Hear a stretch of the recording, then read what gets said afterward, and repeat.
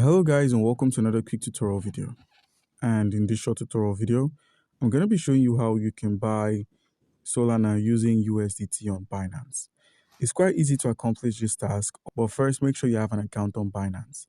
And if you do not have an account on Binance, by using our link, which is going to be in the description of this video, you stand a chance to claim 100 USDT worth of trading fee rebates when you register and verify your account. So guys, with a verified account, the wallet section is opened. Scroll from the overview, which houses all of your assets. Scroll from the overview to the spot or funding, depending on where your crypto is stored. As you can see here, the USDT is here. Head back home, select the convert icon here. Click on this convert option where we have the spot wallet. Click on spot wallets and select the funding wallet.